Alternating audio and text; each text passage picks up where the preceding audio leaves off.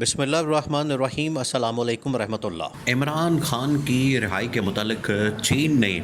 عالمی سطح کے اوپر جو موقف اپنایا ہے، کسی ملک نے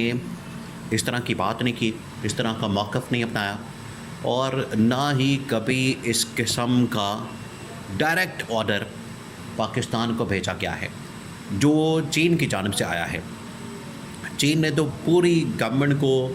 اسٹیبلشمنٹ کو ہلا کے رکھ دیا ہے، کیونکہ یہ جو امریکہ کے ساتھ،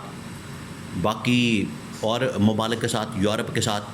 یورپین طاقتوں کے ساتھ جو ڈیل کرنے جا رہے تھے، مکمکہ کرنے جا رہے تھے،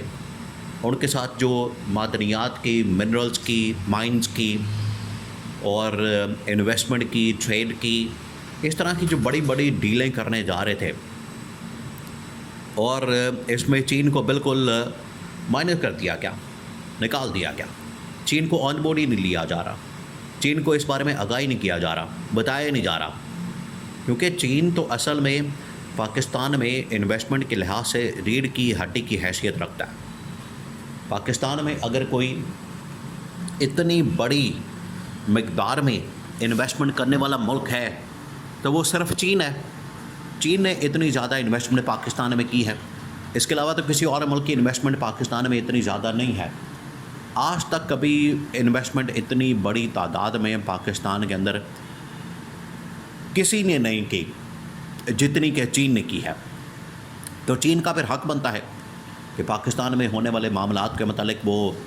اپنا بات کرے، اظہار رائے دے، اور جو بھی یہاں پر ڈیولپمنٹ ہوتی ہے اس کے بارے میں بات کریں۔ اب چین نے کہا کیا؟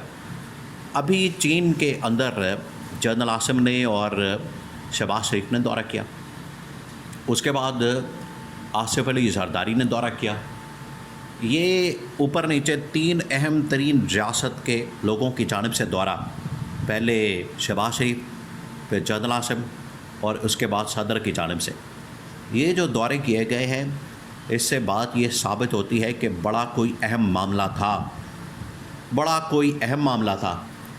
جس کے لیے چین بار بار ان کو بلا رہا تھا، ان کو سمجھا رہا تھا، ان کے نالج میں لا رہا تھا، اور انہیں آگاہ کر رہا تھا، وارننگ دے رہا تھا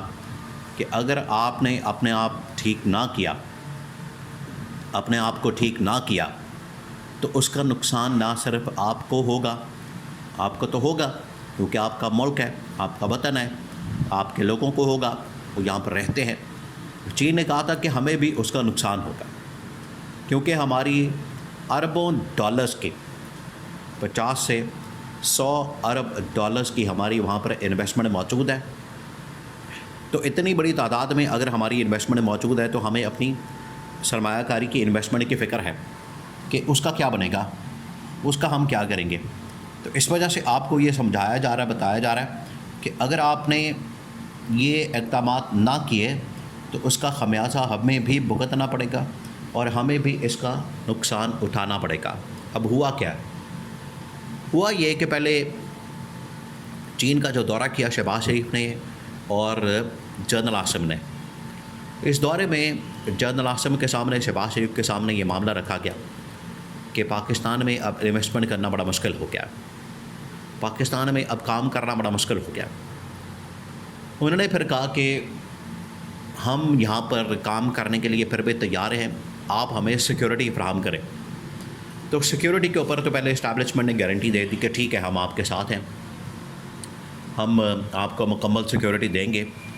آپ انویسٹمنٹ لے کر آئیں، کمپنیاں لے کر آئیں، بندے لے کر آئیں، ہم ہر طرح سے آپ کو سیکیورٹی پرووائڈ کرنے کے لیے تیار ہیں۔ لیکن ساتھ ہی چین نے ایک بہت بڑا اعتراض کر دیا، بہت بڑا آبجیکشن، وہ بہت بڑی چیز سامنے رکھ دی، اور پاکستان اس کے پر حیران ہو گیا، کیونکہ پاکستان کو تو آئیڈیا ہی نہیں تھا، پاکستان کو تو اندازہ ہی نہیں تھا کہ یہ اتنا بڑا مسئلہ ہمارے سامنے آ جائے گا۔ ہوا یہ کہ اب پاکستان بیک ڈور چینل کے اوپر ڈیلیں بنا رہا ہے اور ملاقاتیں کر رہا ہے امریکہ کے ساتھ اس حوالے سے ایگریمنٹ کر رہا ہے، ان کے ساتھ معدنیات کے حوالے سے، ان کے ساتھ ٹریڈ کے حوالے سے، انویسٹمنٹ کے حوالے سے، اور یہ تمام چیزیں پاکستان میں ایسی جگہوں پر کی جا رہی ہے جہاں پر چائنا نے انویسٹمنٹ کر رکھی ہے۔ یعنی اگر بلوچستان کے اندر چائنا کی اربوں ڈالرز کی انویسٹمنٹ ہے. تو اب انویسٹمنٹ پچھلے 10-15 سال سے کر رکھی ہے. اب جب اسے فائدہ حاصل کرنے کا وقت آیا, اس کا پھل کھانے کا وقت آیا, تو پھل کھانے کے لیے امریکہ کو بلایا جا رہا ہے. تو چین نے اس کے اوپر بڑا اعتراض کیا. چین نے کہا کہ یہ آپ ہمارے ساتھ کیا کر رہے ہیں, 2 نمبری کر رہے ہیں ہمارے ساتھ. یہ تو آپ ہمارے ساتھ دھوکہ کر رہے ہیں, یہ آپ ہمارے ساتھ فلم چلا رہے ہیں کہ ہم نے پچھلے 5-10 سال میں 15 سالوں میں بلوچستان کے اندر ترقی کی, سڑکیں بنائی, پل بنائے, وہاں پر ہم نے انڈسٹریز لگائی, اور وہاں سے ہم نے سب کچھ نکالنے کے لیے اتنا وہاں پر کام کیا. آج جب پھل کھانے کا وقت آیا تو آپ نے پکڑ کے تمام کے تمام ٹھیکے, تمام کے تمام کانٹریکٹس وہ آپ نے امریکہ کے حوالے کر دیے. تو یہ ہمیں بالکل بھی قابل قبول نہیں ہے. انہوں نے کہا کہ ٹھیک ہے, ہم جا کے اس کو دیکھتے ہیں, اس کا جائزہ لیتے ہیں. اور پھر انہوں نے آصف علی زرداری کے ذریعے سے پیغام بھیجا چائنا کے پاس, اور چائنا کے اندر بھیج دیے کہ آپ جائیں, آپ جا کے ان کو سمجھا کے آئیں, کیونکہ بہت سارے معاہدے آپ کے دور کے اندر ہوئے ہیں اور بہت سارے معاہدے نون لیگ کے دور کے اندر ہوئے ہیں. تو آصف علی زرداری کو آپ بھیجا کیا؟ آصف علی زرداری جب یہ سارے معاملات لے کر پہنچا تو چین نے وہی باتیں کی ہیں. چین کی جانب سے وہ تمام چیزیں ان کے سامنے رکھی گئی ہیں, اور آصف علی زرداری کو کہا گیا ہے کہ عمران خان کے دور میں جس طریقے سے پالیسی کو, فارن پالیسی کو مینج کیا گیا,